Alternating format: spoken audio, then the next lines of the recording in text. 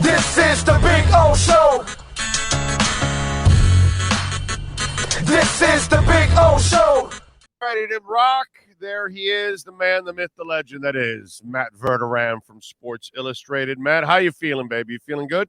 I am feeling good. How are you doing? Excellent. Can't complain. What's hotter, 1.25 million or billion, that is, in the Mega Millions, or Gracie Hunt? Well, I'm not touching that. I'm going to say the Mega Billions. Not the Mega Billions is the answer to that question. How famous is she in the Chiefs kingdom, as they call it?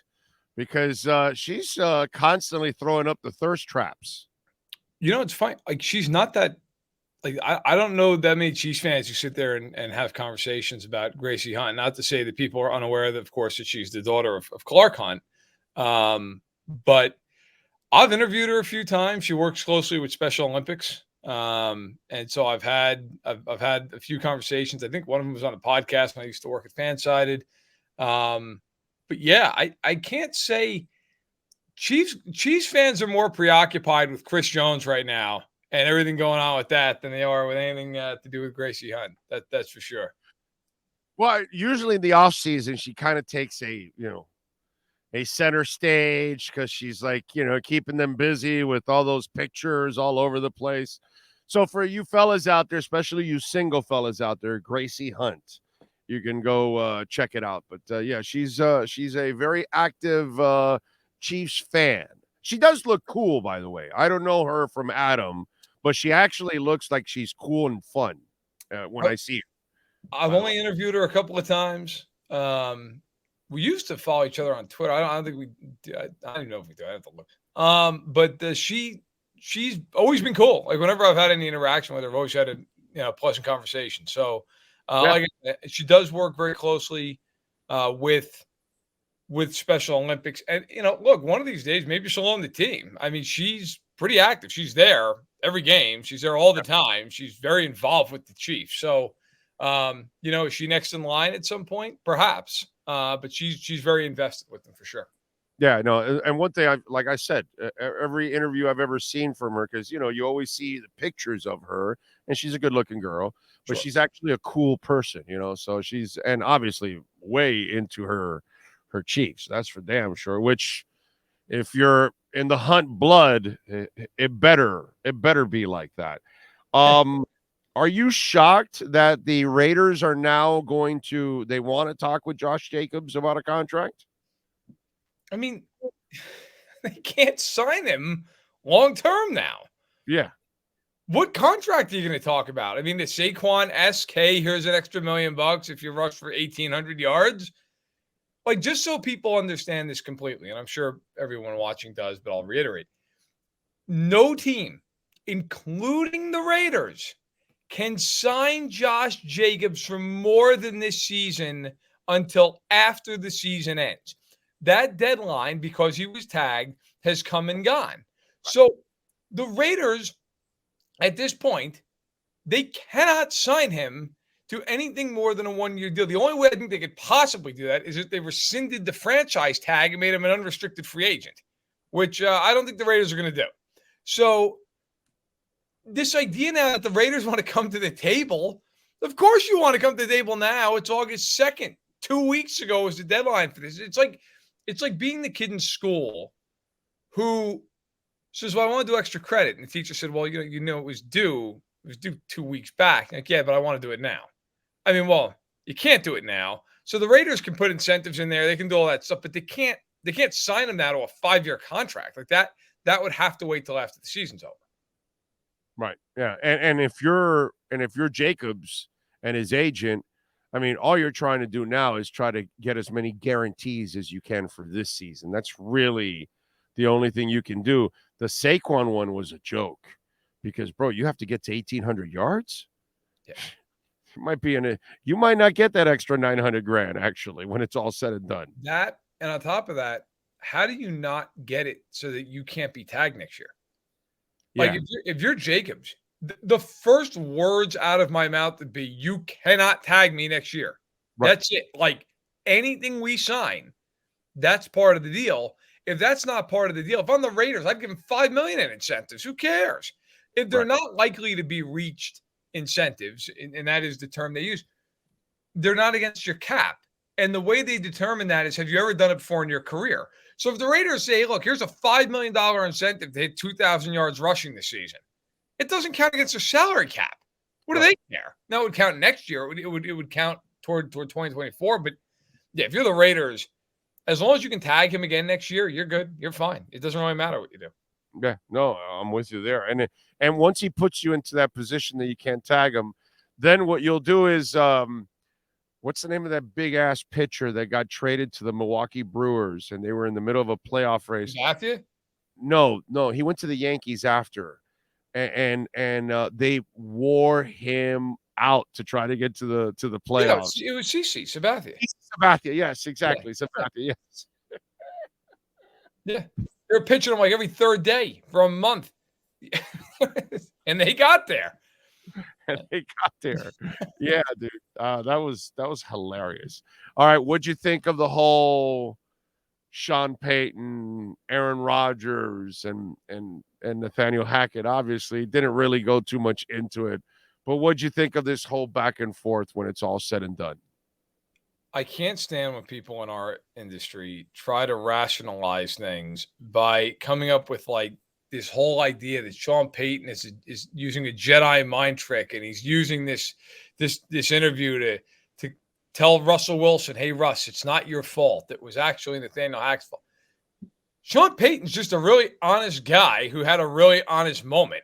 Like if you've ever spent 2 minutes around Sean Payton, and I haven't spent much more than that, I have interviewed him a handful of times. Look, you're gonna get a pretty honest answer out of Sean Payton, and Sean Payton just said what he was thinking. Now, I don't know that he had to do that. He kind of threw Nathaniel Hackett under all 18 wheels for no reason.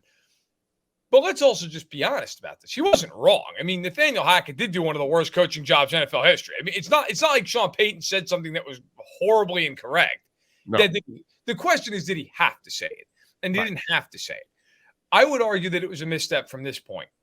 You play that team week 5. That is a game at home for Denver. If you're Denver and you want any shot at making the playoffs, you better win most of your home games. Okay.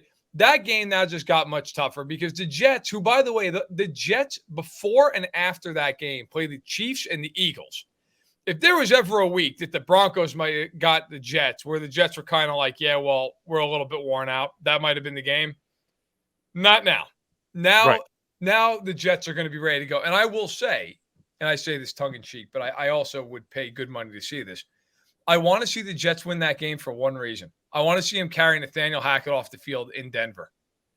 I'm here for the whole thing. That would be awesome. Give him a ride right across the 50-yard line, and have him shake Sean Payton's hand from the shoulders of Aaron Rodgers and whoever the hell else. But yeah, it's just there was no need. Like, why? There's no benefit of that. And then unfortunately, like a day or two later, Tim Patrick blows his Achilles out. Now you're down one of your best players, right? So it's not been a great week or so for the Broncos. The funny part was Aaron Rodgers came out and said, "Oh, what's he doing to try to, protect himself and have a softer landing and all that kind of crap?" I actually disagree with Aaron Rodgers. Sean Payton just put way more pressure on himself now because he basically absolved Russell and the players and said it was all coaching. So now that the coaching has changed, then that means everything should be great. So if it isn't great and Russell isn't playing at a high level, well, then guess what? It's on you, Sean, because you said it was all coaching. Because it's funny. 2 years ago, I ripped Flo throughout the year, and I said the real problem with the Dolphins is coaching, not Tua. And guess what happened the following year when McDaniel stepped in? It was Flo, not Tua. Tua kicked ass last year under real coaching. So now Sean, you basically said it was all everybody else around there. So there's no problems in Denver. It's your game, baby. Let's go. And if you've been following, and I'm sure if you're a Dolphins fan, you haven't been following that closely because really, why would you? But if you've been following Denver this offseason and throughout their camp, it's not been a great camp for Russell Wilson. It's been a lot of picks. It's been a lot of bad. Look, does that mean that he's not going to have a good year? No. I mean, I remember one camp, Mahomes, it got to the point that beat writers were actually counting how many picks he threw. And then he went out and threw 50 touchdowns and 5,000 yards. Now, so, I mean, it is what it is. But it's more concerning when you're coming off a god-awful season and then your next camp is you throwing a bunch of interceptions. Right. My take overall on Denver, for what it's worth, is I just don't think Sean Payton's inheriting that good of a team. And I think he had a lot of teams were better in New Orleans with Drew Brees at his apex. They couldn't even make the playoffs. I mean, and that was usually a division that wasn't particularly strong. I mean, the NFC South for years on end was a dumpster fire, and the Saints couldn't make the playoffs. The other concern I have, and of course the Dolphins play the Broncos this year. One thing to keep in mind, Vance Joseph is the defensive coordinator there. And I think Vance Joseph's a very good coach. But yeah, we've had him here. One thing about him is he's predictable. Like, they play a ton of single high safety with him, and they're going to blitz a lot. If you're going to do that in the AFC, you better be locked down with your cornerbacks. Now, Surtain's awesome. I would argue he's the best corner in football. Their other corners are huge question marks. And if you're going to sit there and blitz the Mahomeses and Allens and Tuas and Herberts and all these guys, like, you better be able to play great on the edges. And I just wonder if Denver was so good defensively last year, and Jairo Evero left as a DC to go to Carolina. How are they still as good? I mean, Chubb is in Miami. I don't know what you're getting out of Randy Gregory. Seems like every year people expect a ton, don't get much. I think Denver's going to be like a 6 or 7 win team. And if that happens, Sean Payton's going to have a lot of answering to do, considering how much he's getting paid. What are you expecting the league to do with Alvin Kamara? Whenever you ask, like, what do you expect the NFL is going to do with the situation like that, it's hard to answer because there should be a standard, but there's not. Right. Like, it could be 2 games, it could be 6 games, it could be, anywhere in between, right? So I think it's more likely than not that there's some discipline involved. I'll go the route of 4 games because I'll just split the difference. I mean, it's just the NFL. There are times that suspensions come out and you are shocked by how much they are, and other times you're saying, the guy got nothing. I mean, so I'll say 4 games, but I do think it's more likely than it isn't that he would get disciplined for something. Okay. And I think we talked about this, and I say because I think the Kamara thing will come down first, and then I think the Tyreek one will come down after that. And I keep saying that, I'm afraid that it's going to be 1 game only because of the anger that was displayed and then the past that he has. And since they couldn't nail you for the past and now in the present, you showed that anger. The smack on the back of the neck wasn't as bad, but the smack is bad. But then what made it worse was, well, that smack might have been worse if your buddy wasn't holding you back. And then the second go around, you needed 6 left tackles to keep you off the guys. So because of the anger issues, I'm wondering, do they make him take some counseling? And does he get nailed for 1 game? I don't think it's more than that. If anything, it'll be a fine. But worst case scenario, I think he gets a game. Your thoughts on that following the Alvin Kamara's thing? Yeah, I think you're probably right. I mean, I think if it's anything, it's a game. I don't think it's more. He's never been suspended in the NFL. Obviously, there was some real ugly stuff during college where he transferred out of Oklahoma State and everything else, went to West Alabama. Before the 2019 season, there were allegations. There was an investigation out in Kansas based off of an allegation that potentially he had harmed his young son. Nothing ever came of that, either legally or by the league. The league never disciplined Tyreek Hill for that. He was never in court or anything like that, stemming from that alleged incident. So if he is suspended, it would be the first time in the NFL that he is disciplined in any way, shape, or form. I mean, he's never been fined other than for, I think, on the field, he threw out the peace sign or something. Maybe he's suspended or he's fined for that, but nothing in terms of violence or illegalities. Yeah, I think. Look, in the end, if he gets suspended, I agree with you. It's probably a game. I will say again, the NFL is weird at this stuff. The NFL. I mean, there was to use an example last year that I remember shocked a lot of people around the NFL because I remember reaching out to a lot of them. Willie Gay of the Chiefs got suspended for 4 games, and it stemmed from he had allegedly thrown a vacuum, broken a vacuum, and while arguing with, I believe it was his girlfriend at the time, he created some damage, I think, to a door frame, if memory serves. Did not strike her, didn't attempt to strike her, but there was allegations he had destroyed some property and whatnot. And that happened during the playoffs, the 2021 playoffs. And so suspension comes down early in the season the following year. He got suspended for 4 games. I think, and I remember talking to people around the Chiefs, around the league, people expected that to be like maybe a game, and it became 4. So you never know, but I would agree with you that 1 seems right, or a hefty fine. Yeah, it's going to be interesting to see what ends up happening there. All right, what do you got going on Sports Illustrated so folks can check you out? Training camp tour on Friday. Heading out, going to Chicago, and then making my rounds. I got 5 in 5 days. So I've got the Bears, the Colts, the Bengals, the Browns, and then a joint practice up in Allen Park, Michigan, with the Lions and the Giants. Looking forward to that. Why don't you join me in Canton on Saturday? Come on, man, join us over there. Yeah, we're gonna go over to Canton and hang out a little bit. I would love to go to Canton and hang out. I've never been to Canton. I'd love to go to Canton. Really? I know. Are you serious? I know. It's like one of the biggest regrets in life. Like you're a hell of a lot closer than I am to that shit. I know.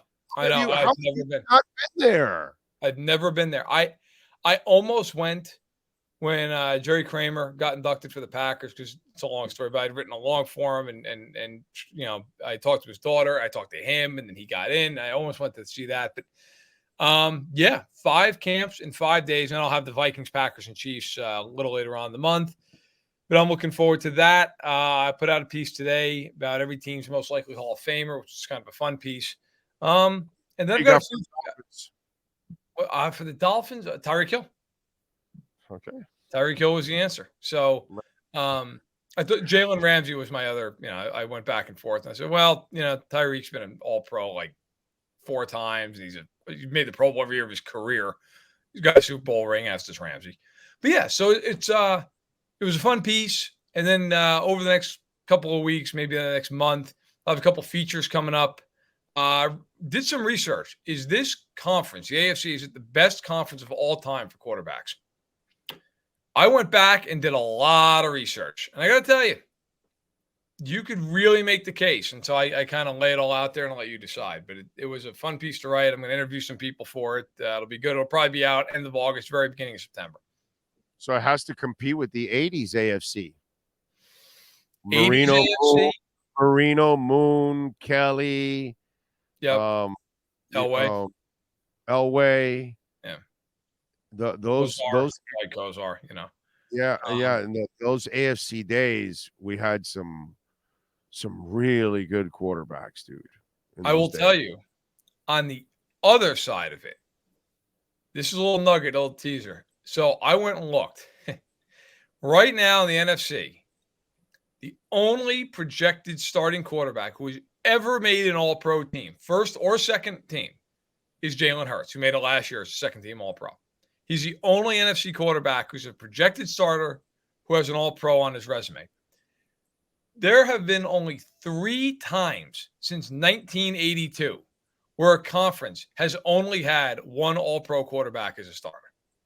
The NFC is a wasteland at quarterback. And the AFC, I mean, Rodgers is a 4-time MVP. Jackson's an MVP. Mahomes is a 2-time MVP. You know, Russell Wilson, for all the struggles he's had, is probably going to the Hall of Fame one day. Right? I mean, then, of course, you have the Burrows and the Allens and the Tuas and the Lawrences and all these young guys who are making their push. The NFC has Jalen Hurts, who's a second-team All-Pro, and nobody else. That's where you are. It's a fascinating split, and I kind of went into that. By the way, Boomer and Dan Fouts also in the 80s. Yeah.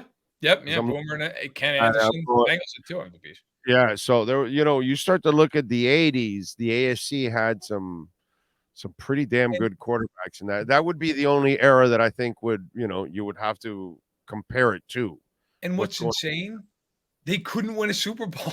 They couldn't win anything. They lost Yeah, every year. The yeah, only AFC quarterback that yeah, won a Super Bowl in the 80s, Jim Plunkett, did it twice. He's right. it. So this goes to show And you. those teams were really good that Plunkett was a part. Those Raiders were Oh, they're a great team. absolutely loaded. But Yeah. yeah, you're right, because they ended up running into NFC teams that were at their pinnacle, at that moment, Yep. whether it was Washington, whether it was Dallas, And the you know, Niners. the Niners, Bears. teams, yeah, all that 80s, 90s, they like kind of felt, because the 90s kind of the same thing with the 80s. Yeah. It was kind of the same thing. It was all that whole era. The NFC dominated, dude, throughout, with the Niners and the Redskins and the Yep. Cowboys. They all won at least 3 championships between the 80s and the 90s. One of the first games I remember watching, not the first, but one of them, was Super Bowl 29 in Miami when the Niners played the Chargers. Right? And I've read Al Michaels' book because he called the game, and I'll leave it at this. But he was told by the NFL, look, don't bring up the gambling line, because the Niners were favored by 18 points over the Chargers. It was like, can you imagine that? I mean, that is just obscene. Yeah. In the first or second play of the game, the Niners threw like a 50-yard touchdown pass. And Al Michaels just goes, well, might not have a hard time covering the spread tonight. Paul Tagliabue was not pleased with Al Michaels after that commentary. 2 plays in, but the Giants, late 80s, they won with those two teams. 86 and 90, yep. Yeah, those teams were monstrous, dude. And the year Chicago won, it was the flukish, all those fumbles by the Dolphins in the AFC Championship game, because it should have been the rematch, because that's really where the two best teams. But Dolphins choked in the AFC Championship game, gave New England the opportunity, and New England got routed by Chicago because they couldn't. Like, Miami had the offense to match that Bears defense, because the Bears secondary wasn't good enough to keep up with the passing game. And obviously the Marks. They're the only ones who beat them. They let them up on Monday Night Football.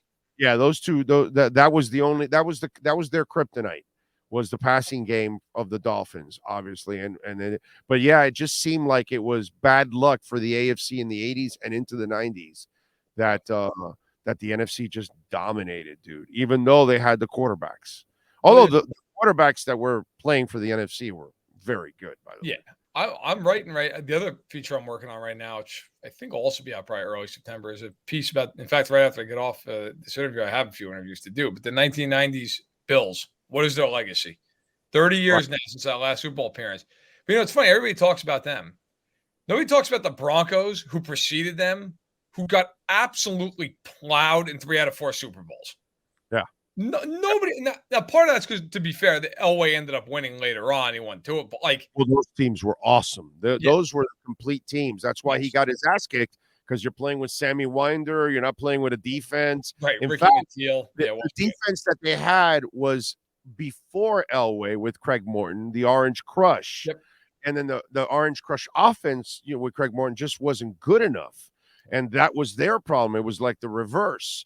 But then that defense got old and it was over. And then by the time Elway took over, they didn't have a great defense. They didn't have a dominant running game. And then the 90s came around and they figured it out and got the dominant defense in the running game. And then the rest is history. You know?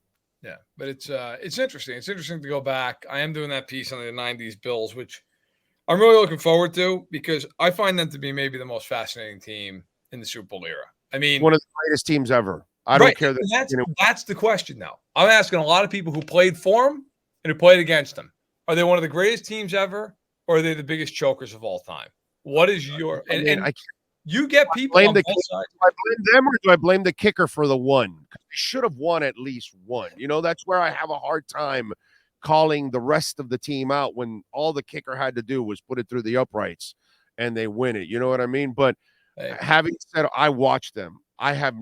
I watched a lot of football in my life. I have not seen a lot of teams better than those Bills teams. I get it that they lost, but dude, that's one of the best teams I've ever seen in my life. For the record, I'm with And you. I'm not going to inject my opinion into it. I'm going to kind of let everybody speak for themselves. But I agree. To me, it's more impressive to go to 4 straight Super Bowls than it is to win one. Yeah. You know, like to me, are they better than some one-off team? You know, that won the 0-2. A lot of them. Like I'm just picking one out of a hat here, but like the 0-2 Bucks, who's more impressive? I mean, the Bills. The Bills are, the Bills are fantastic. It's not even close. It's not even close because they were both great defenses. Right. But one was an all-time. Bills' offense was legendary, bro. It's one of the greatest offenses I've ever seen. As a Dolphins fan, it was terrorizing to watch what they could do through the air and on the ground. It was so freaking dominant, bro. It's anybody that really knows football, we're all baffled that they didn't win a couple of Super Bowls with those teams because they were so good, dude. So freaking good, man. Yeah. So they deserve all the credit in the world. It just sucks that they didn't get the one championship to kind of justify it all. You know what I mean? It's a shame. All right. Follow him on Twitter at Matt Verderame. Matt, as always, have a great week, my brother. We'll catch up next week. Sounds good. Take care. Thank you, sir. There you go. The great Matt Verderame, always getting it done. Welt Rheaume.